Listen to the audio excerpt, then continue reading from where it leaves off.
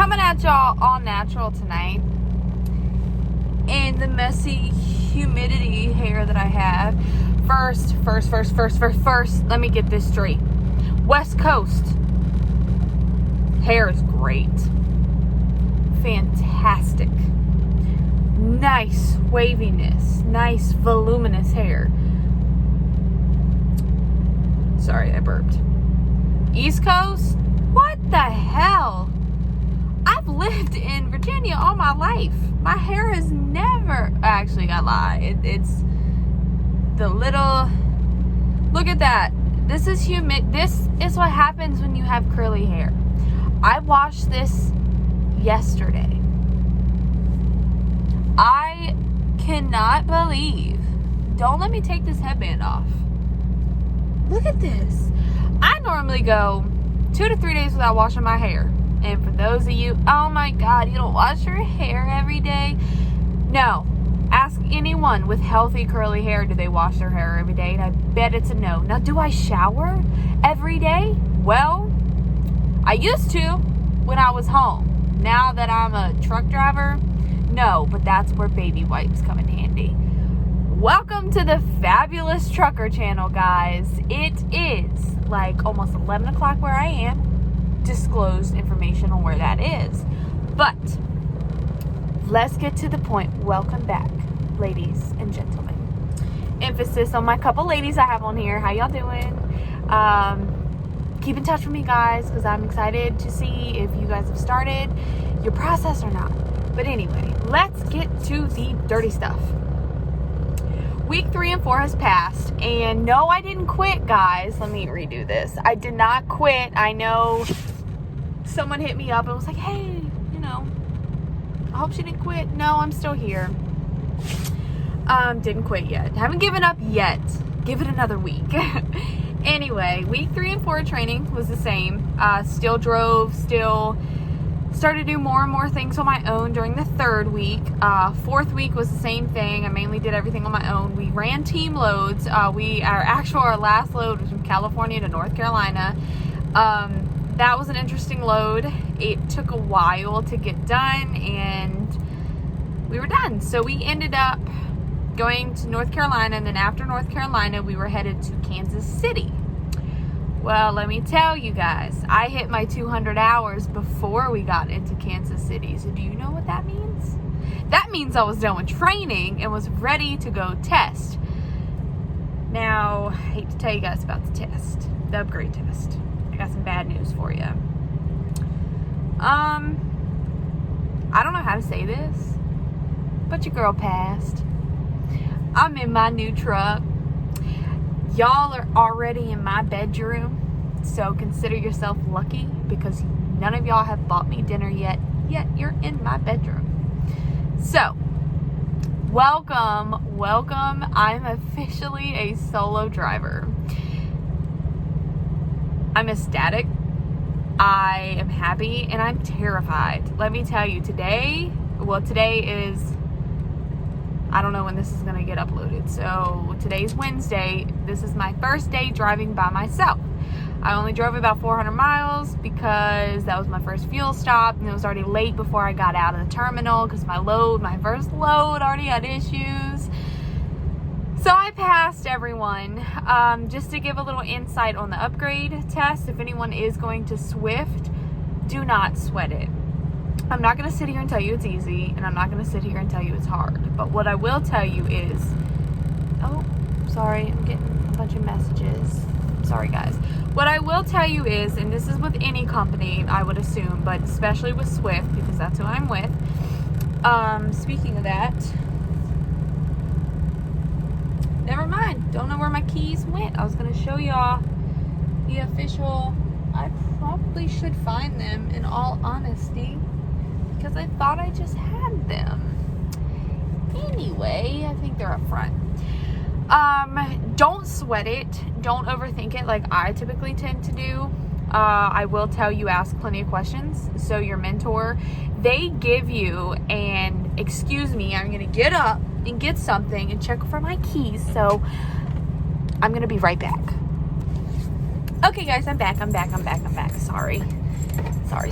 I didn't want you to see me in my PJs. My sweatpants and sweatshirt. Anyway, boom! Your girl's official. She has her own truck. She has her own lock. She has her own key. Oh my God. Guys, it's happening. Those of you who have been by my side for 2 years, it has finally happened. Like, y'all don't understand how big this is. For me, anyway. So back to the upgrade test. What I was saying was, ask your mentor plenty of questions. Now, when you go to orientation, I said this in one of my other videos, they will give you a mentor student driver's guide. My advice to you, read it. It is about 70 pages long, and mainly what it goes through, like, I'll read you some of the table of contents real quick. I'm sorry, I just ate and I just drank soda for the first time in a couple days, so my bad. I know truckers aren't ladylike. Disclaimer on that. I'm totally joking. Truckers can be ladylike.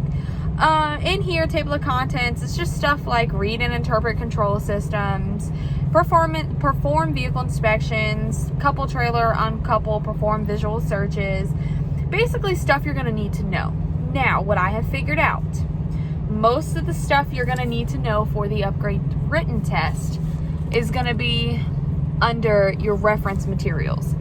And if you go to the table of contents, that starts on my book anyway, page 56, and it starts with the Qualcomm. The first thing I do recommend is getting your basics. So you should already know your basics. You should already have your CDL coming into orientation. Either if you went through Swift University, so like the Swift program to get your CDL, they will actually teach you all this when you're going through it, from what I've gathered, from what information I've heard. I went through a third-party type tester, so we didn't get any of this. We learned everything that's in this book. We just didn't get the official, like, notes and written down. We didn't learn about the Qualcomms. We didn't learn about how to slide your tandems. We talked about it. We never saw. We didn't learn how to slide your fifth wheel. We didn't learn the controls, because this truck has a lot of different features than the one I learned in. I learned in an International, and I have a 2019 Freightliner Cascadia. So, I know everyone's been shitting on it. I'm confused. You guys tell me, Freightliner or International? And those are the only two options I'm talking about right now. I'm not talking about whether you want a Ken or the Peterbilt. Freightliner or International, because this is what Swift normally runs. They have some Kenworths. So, why does everyone hate Internationals? I learned in an International, so I'm kind of biased to like them. But I do like the way this truck is set up, which once I'm sorry if this is all vibrating. I hope this turns out okay. I have you guys set on my little dining room or nightstand. So yeah, tell me why there's such this hate for Internationals. I know they have issues, but from what I've heard, so does Freightliners. So, I don't know. Back to this. So, for the written test, ask questions, read through this book. You will have plenty of time. You get it through orientation. Start reading it then. Now, I didn't read this whole book. I'm not gonna lie. I read some of the first couple pages and I read some of the last couple pages, but me and my mentor went over everything. And if your mentor is looking out for you, they're gonna tell you, hey, you might want to remember this. And I will tell you some of what you might need to know. I can't give out actual answers, but I can tell you what to study for. One of the biggest things to study for, and one of the things that took me the longest, is trip planning. There will be questions about trip planning on this written test. What you want to do in your little student handbook, you will have a couple pages that has examples from what you would see come up, on your Qualcomm. And it will ask you questions like, where is this headed? Where are you picking up? Will you make it on time? Now, make sure to get that down, because they do give you this on the test. This is one of the last questions. They will give you it's a certain amount of miles. They will ask, how long is it going to take you? So you're going to have to add up. I really hope this isn't vibrating too much, guys, because I'm really not remaking this video for a third time. They will ask you, they will give you the information. They will ask you how many miles is it going. So you're going to want to make sure you look at your empty and your loaded miles. They're going to ask you maybe like where is it going or where you picking up. It just depends. I didn't have that question. But they're basically looking to see if you have a grasp on how to read these pre-plans and how to manage your hours of service. So on the question I had, they wanted to know if basically let me reset this up, guys, because I'm really worried that this is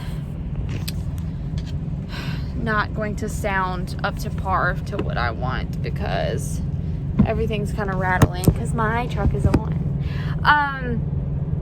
They're going to want to make sure, so like on the question they give you the miles and what day it needs to be dropped off. Well, here, I'm gonna do this. There, better. So the question's basically going to be, are you going to be able to legally make this appointment? And it's a yes or no question. So make sure you learn your trip planning. Next thing, I have a cheat to this, and it makes sense to me, but to everyone else, it's probably going to be like, you dork, for the macros. They're not that hard. There's a list in here, guys. There is a list of macros in your book that they want you to learn. There's only one other macro on the written test that I took that wasn't on this list. And I'll tell you what it is. But, okay, it's in here somewhere. I think it's like page 57. Look at that. How did I know it was page 56? There's a page, and this is on the Qualcomm stuff. Here is the ones they want you to know. It's only 15 of them. So you're obviously going to want to do your most important ones, which is basically 1, 2, 5, 6. That's the ones that you really want to hit first, because that's the ones honestly you're going to be using the most. How I remembered these is I made up little like triggers to remind me of stuff. Like macro number 1, arrived as shipper. What is the first thing you want? Like, the way I remember this one was like, what's your number 1 priority? Arriving at shipper. Like that's how I remember that. Number 2, loaded call, I think. Okay, hold on. See, don't listen to me. Yes, I'm making sure I'm getting these macros right, even though I am pretty sure I know them. The loaded call, okay, you leave a shipper, you're loaded, so that's number 2. It basically goes in order. 3 and 4, I just remembered, multi-stops, you arrive and leave. 5, so this is the one, the arrived at final destination. That is how I remember it, because I love the Final Destination movies, and number 5 was my favorite. So automatically I'm like, oh, Final Destination 5.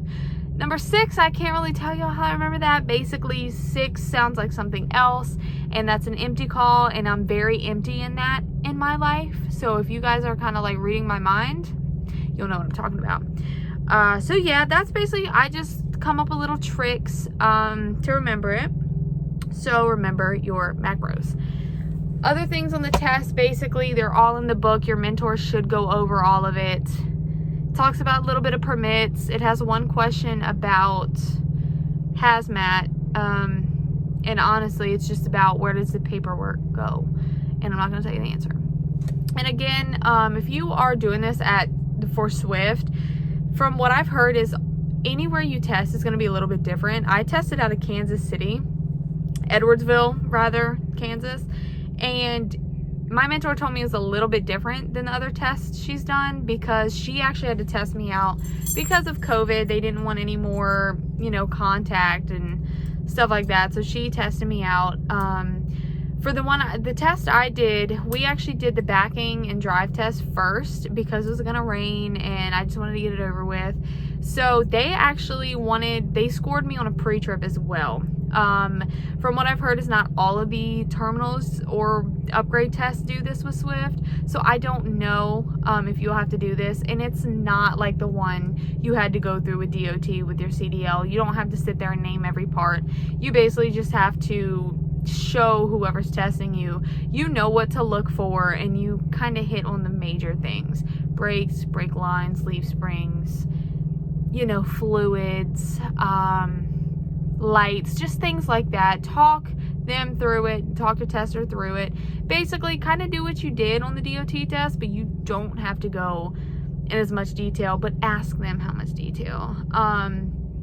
Then the backing, the one I had to do, they wanted to make sure I could do a straight back, and they wanted to make sure I could do an angle back. That was it. Then I went on the drive test. It was like, I don't know, maybe a 30-minute drive. Bunch of left and right hand turns. Don't hit any curbs. I'm not gonna lie, I almost hit one. Almost, but I didn't. We had a dogleg trailer. I know, that's no excuse, because I should be paying attention, but I almost hit it, I'm not gonna lie. But I didn't. And then I went in for the written test, which is about a 50-question test. Most of the answers are found in the test. Most of them your mentor should go over. So again, ask plenty of questions. I don't really want to sit here and tell everything, because I don't know, you know, if Swift is to see this. I don't want them to, like, I don't want to get in trouble for it. And by the way, that brings me to another subject. Everything I say on this channel is my opinion. I don't represent Swift.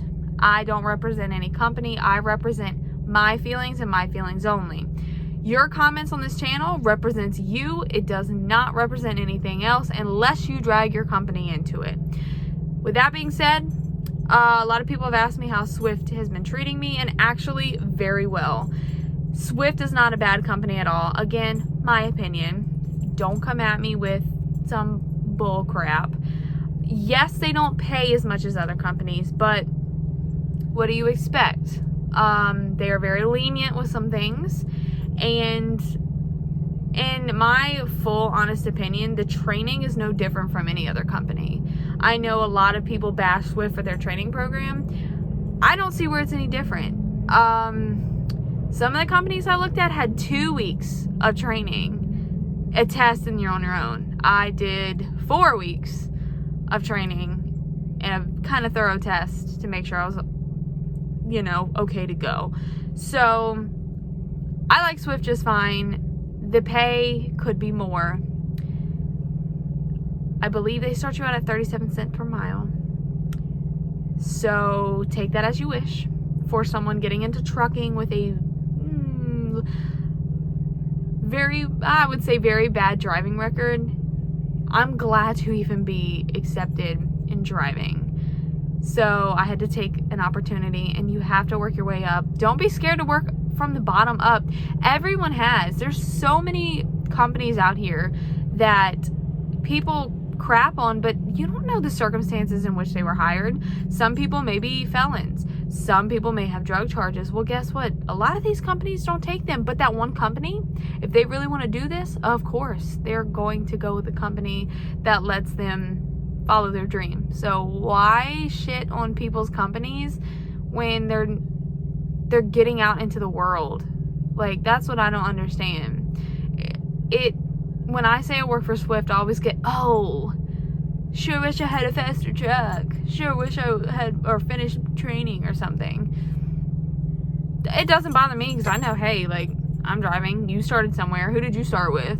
Like, I'm sure you didn't start doing whatever, and if you did, congratulations. I'm not going to knock you down. That's what I don't understand. So, yeah, that's the upgrade test.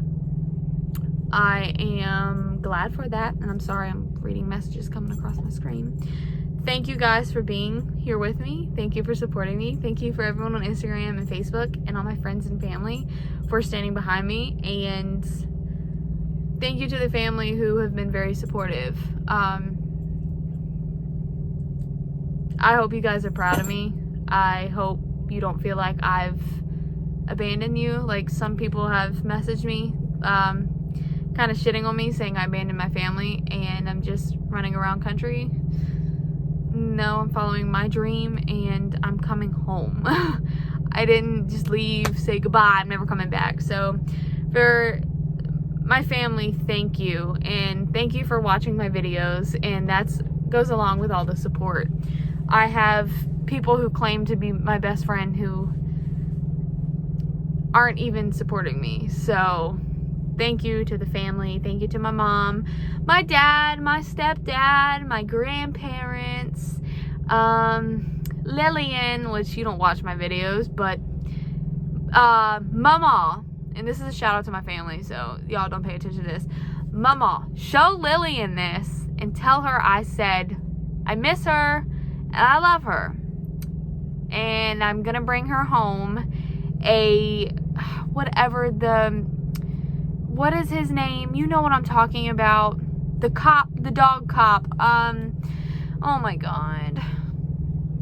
Off of the, I don't know.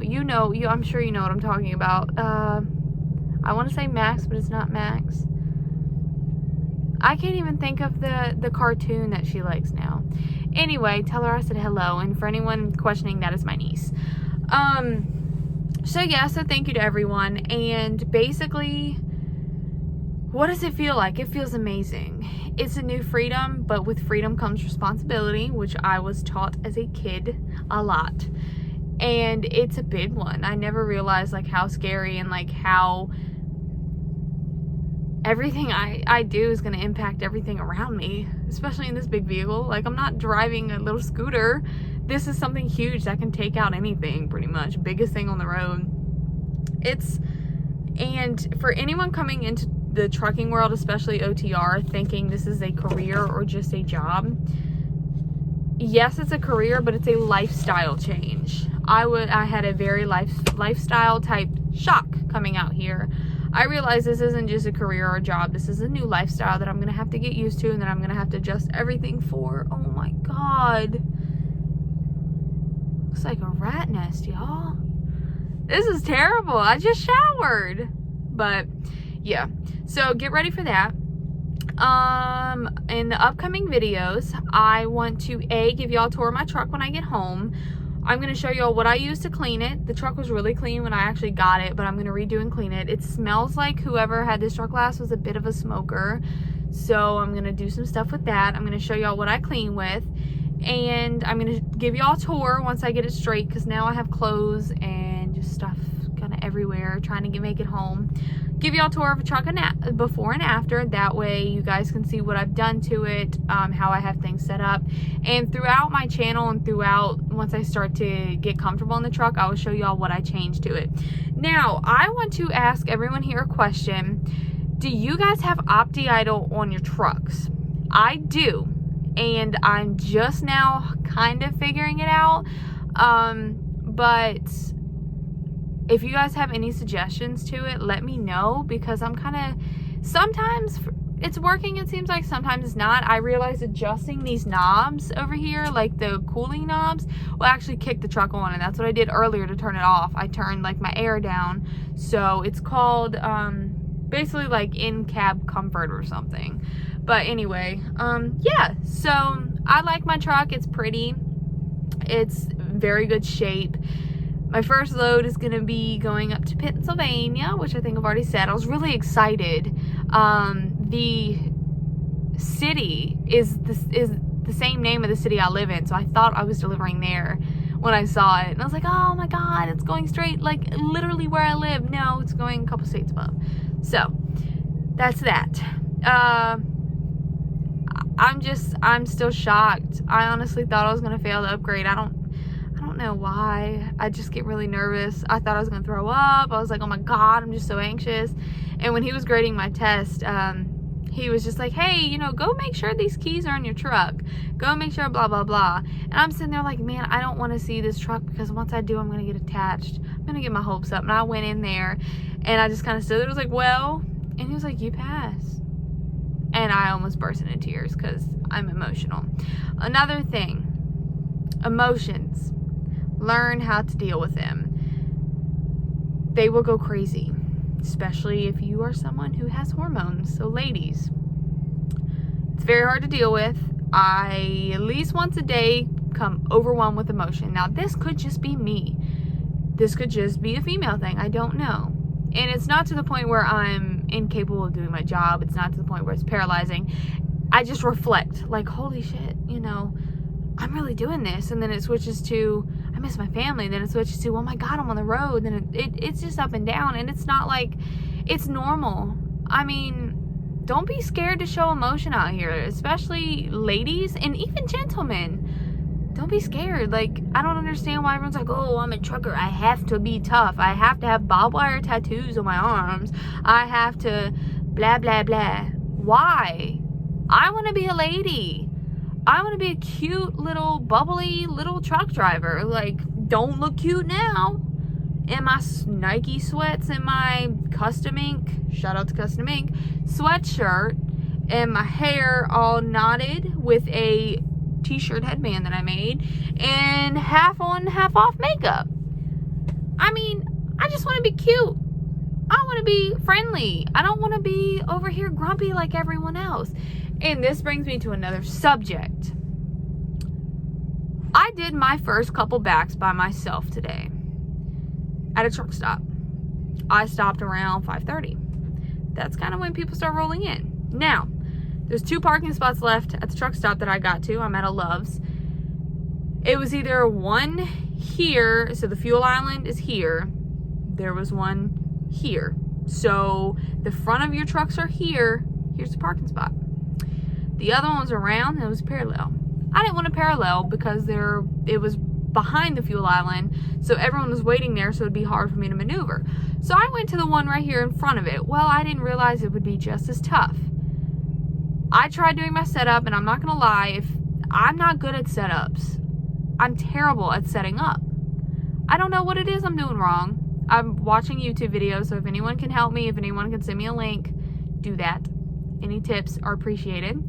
But why do you guys, and I'm not talking about males, I'm just saying in general, people fly into these truck stops and get mad when people are taking more than 2 seconds to back their trailers in? I understand it's annoying for you guys who can literally just whip on in the very first try, no pull-ups. I understand for you guys who have been out here longer than a year, longer than 6 months, who can actually back a trailer very proficiently. You started somewhere. You were that person who was extra careful and took a couple pull-ups and took a couple times getting out and this, that, and the other. Why are you treating these new drivers differently? Why are you treating them like they're a bother? Like, I understand, yes, if you're in a hurry to get somewhere and you're waiting for this truck to move so you can get out of the parking lot, first of all, you should have trip planned better.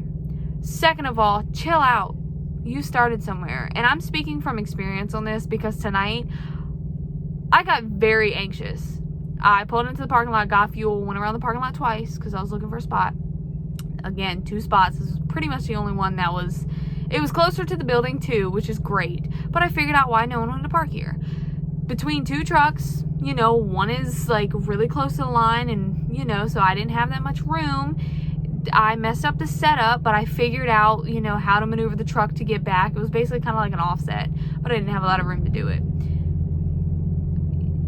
I'm just asking my subscribers, why do you guys get so mad? And I'm sorry, this is just my opinion, and this might ruffle feathers. Trip plan better. If you're running late, it's not necessarily your fault, because I understand accidents, construction, roadblocks, whatever. That's not that driver's fault that's trying to back into that spot. I'm telling you from firsthand experience, it makes you feel very low and very incapable of being a driver. And tonight wasn't too bad because I had a driver who was nice enough to help me. And thank you to whoever that driver is who basically backed up in the fuel island so I could pull all the way forward to make a straight back. Thank you to that driver who told me, you're good, you got it, Thank you for the driver who came up to me and asked me if I was a new driver and gave me tips. So next time you guys are racing through a truck stop, getting mad at someone backing, just think, hey, maybe this is their first day by themselves. Maybe this is their first week. Yes, we have our CDLs. We should know how to back. Does that mean we have to be perfectionist at it? No. I know drivers out here that have been driving for years and still sometimes have trouble backing. It's a learning experience. So I'm probably going to get shit for saying that, but y'all just chill out. And on the road, yes, Swift's trucks are governed pretty slow. That does not mean get on my ass and blow your air horn at me when I am in the right lane, so the slow lane. I can't go any faster. What do you want me to do? And if I'm going under my governed limit, which is under the speed limit, and there's a car in front of me, guess what? I'm just following the procedures to which I need to follow my following distance. That's a lot of followings. I'm not going to be on another car's ass like some of you guys are. I've seen y'all literally not even 1 second behind cars. What? I don't know. Maybe I'm overly cautious, but I'm not one of them super truckers. I never will be a super trucker. So, y'all are on my ass. I'm sorry. I'm not speeding up. I'm not brake checking you. I'm going to keep going. Look in my mirrors. Oh, he's still back there. And when you go by, why are you going to flick me the middle finger? I'm going as fast as I can. That rant's over. But things that bother me, maybe I'll make a video on that. Things that make me mad. And I don't have road rage in my car. Now, I used to cuss people out. I used to speed. In this, I'm just like, it ain't even worth it. I ain't doing all that. But this is almost hitting 30 minutes, so I'm gonna kind of keep going. Videos. So yeah, I told you about the truck. I also want to put out a video on expenses. I will tell you, I brought for 4 weeks, I brought $400 in cash with me, which probably shouldn't have done, considering you probably shouldn't have that much cash on you. But I did that because I didn't want my card to be like declined because I'm in all these different states. I will tell you, in those 4 weeks, I went through $400. Mind you, that does sound like a lot, but I did feed myself. I did also buy my mentor some dinners and some breakfasts and whatever. We both did it for each other. I did go to Walmart on several occasions and buy like $50 worth of stuff that I probably didn't need, like fingernail stuff, got my nails done, got some new shorts, got some new shirts, got like a laundry basket, got sheets, got lotion. You get it. So there are a lot cheaper ways to do this, but from what I gather is a lot of the mentors don't feed their people. And I'm not saying all of you, because I know a lot of you do, but some of them don't. So just be prepared to have a good amount of money. But if you don't have that much money, don't sweat it, because there are a lot easier ways. There's a lot cheaper ways to eat. So I'm just telling you what I did. And as for weight wise, I've done really good. I've lost about 8 pounds. I've been intermittent fasting, just eating at a calorie deficit, still eating some sugar and carbs. But that brings me to the subject. I want to put out a video of my average amount of calories I burn in a day.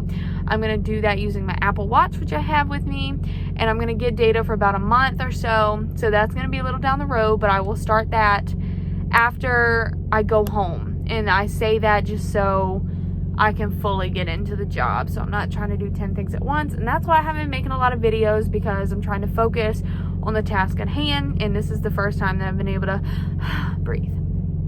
So that's one video coming up. The truck video, the calorie video, the budget video.